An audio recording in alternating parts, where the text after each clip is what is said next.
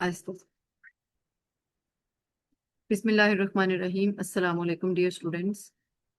آج جس ٹاپک پہ آپ ویڈیو دیکھ رہے ہیں اس ٹاپک پہ میں پہلے بھی ویڈیو اپلوڈ کر چکی ہوں، اور وہ ویڈیو میں نے آؤٹ اسٹینڈنگ اور شائننگ اسٹوڈینٹس کے لیے اپلوڈ کی تھی، جو بہت اچھے مارکس لینا چاہتے ہیں اپنے انگلش کے پیپر میں۔ اور یہ جو 10 مارکس کا کوسچن ہوتا ہے، 5 جس میں کوسچن ہوتے ہیں 2 مارکس سے، اس میں وہ کوئی بھی مارکس لوز نہیں کرنا چاہتے۔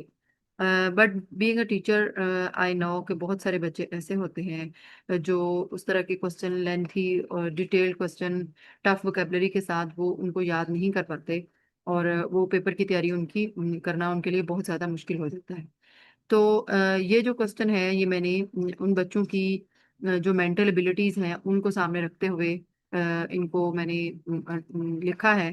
تو آپ جو بچے شارٹ آنسر یاد کرنا چاہتے ہیں تاکہ ان کو یاد بھی ہو جائیں اور وہ پیپر تک ان کو بہت اچھی ان کی تیاری بھی ہو جائے اور پیپر میں اچھے طریقے سے رائٹ کر سکے، یہ کوسچنس کے آنسر جو ہیں یہ ان بچوں کے لیے ہیں۔ تو آپ لوگ ضرور ان کو جو ہے وہ یاد کریں۔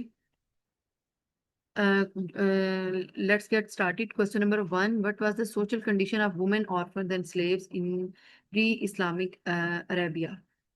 تو اس میں یہ ہے کہ کیا صورتحال تھی عورتوں کی، یتیموں کی اور غلاموں کی پری اسلامک عربیہ، اسلام کی آمد سے پہلے۔ تو اس کا آنسر ہے before Islam women were deprived of their basic human rights, orphans were exploited and slaves were considered subhuman۔ تینوں کو آپ نے یہیں سے پکڑ لینا ہے۔ کن کن کی بات ہو رہی ہے؟ وومن، آرفنز اینڈ سلیوز کی۔ تو اس میں آپ نے دیکھنا ہے وومنس کے ساتھ کیا تھا، women were deprived of their basic human rights. Next ہے orphans, orphans were exploited and slaves were considered subhuman. تو یہ آنسر آپ کا کمپلیٹ ہو جاتا ہے۔ Question number 2. What are the 3 specific rights that Hazrat Muhammad صلی اللہ علیہ وسلم introduced for women؟ کون سے 3 ایسے مخصوص حقوق تھے جو حضور صلی اللہ علیہ وسلم نے خواتین کے لیے انٹروڈیوس کروائے؟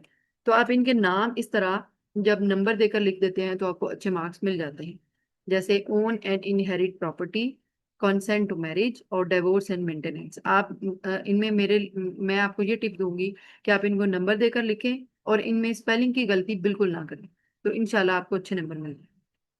Question number 3.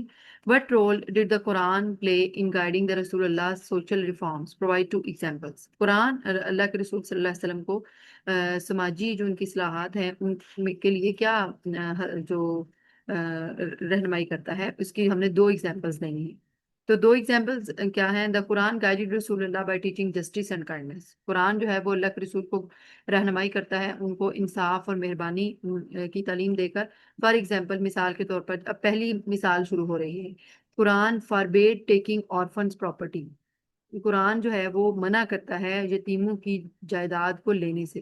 اور دوسری ایگزامپل کیا ہے؟ And emphasized fair treatment for women and the poor, اور غریبوں اور خواتین کے ساتھ منصفانہ سلوک پر زور ڈالتا ہے، ایمفسائز دباؤ ڈالتا ہے، زور ڈالتا ہے۔ یہ 2 ایگزامپلس یعنی ہم نے یہاں پر دیکھ۔ نیکسٹ جو ہے وہ کوسچن نمبر 4.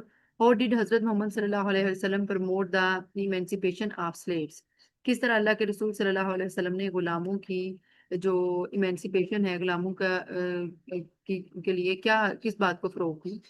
حضرت محمد صلی اللہ علیہ وسلم انکریج فریئنگ سلیوز، انہوں نے حوصلہ افزائی کی کہ آپ غلاموں کو فری کریں، آزاد کریں، and treating them with respect, اور ان کے ساتھ عزت سے پیش آئیں۔ ہی پروموٹڈ دیئر ایمینسیپیشن، انہوں نے فروغ دیا as a way to gain moral reward, کہ آپ ان کو جب آزاد کریں گے تو آپ کو اخلاقی انعام ملے گا، یعنی آپ کو اس کا اجر ملے گا۔ اس طرح انہوں نے اس کو غلاموں کی آزادی کروانے کو فروغ دیا۔ Question number 5. What steps did رسول اللہ take to ensure the humane treatment of slaves؟ اللہ کے رسول صلی اللہ علیہ وسلم نے غلاموں کے ساتھ بہتر سلوک کرنے کے لیے کون سے اقدامات جو تھے وہ اٹھائے؟ He instructed people to treat slaves kindly، انہوں نے لوگوں کو ہدایت کی کہ وہ غلاموں کو مہربانی سے ان کے ساتھ پیش آئیں۔ Provide them with food and clothing، اور ان کو خوراک اور کپڑے جو ہیں وہ پرووائڈ کریں۔ And not to overwork and abuse them, ensuring their dignity and respect، اور نہ ہی ان سے اوور ورک کروائیں، یعنی زیادہ کام نہ کروائیں اور نہ ان کو ابیوز کریں، اور ان کی جو ڈگنیٹی اور جو ان کی رسپیکٹ ہے، جو ان کا وقار اور ان کی عزت جو ہے، ان کو وہ یقینی بنائیں۔ What values in the رسول Allah's reforms are still relevant to modern societies addressing social justice issues. کون سی جو ویلیوز ہیں اللہ کے رسول صلی اللہ علیہ وسلم کی اصلاحات میں وہ آج کی سوسائٹیز میں جو آج کے معاشرے میں جو ہیں وہ ہم ان کو ریلیونٹ دیکھتے ہیں، ان کو آج کے معاشرے کے جسٹس کے ساتھ وہ مطابقت رکھتی ہیں. دا ریفارمز آف رسول اللہ لائک ڈگنیفائڈ دا وومن، کون سی ریفارمز تھی؟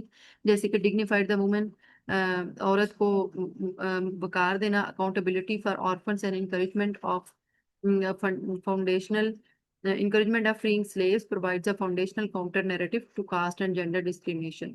Accountability یعنی انہوں نے accountable ٹھہرایا، جواب دہ ٹھہرایا فار orphans یتیموں کو and encouragement of freeing slaves اور غلاموں کو آزاد کرنے کی انکریجمنٹ کی.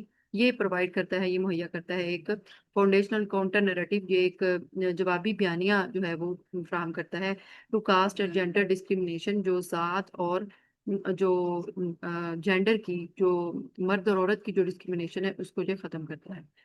اوکے اسٹوڈینٹس، ان کوسچنس کو آپ ضرور اپنے جو نوٹس ہیں ان میں شامل کریں اور یہ آپ کے لیے بہت زیادہ ہیلپ فل ہوں گے. اوکے، اللہ حافظ.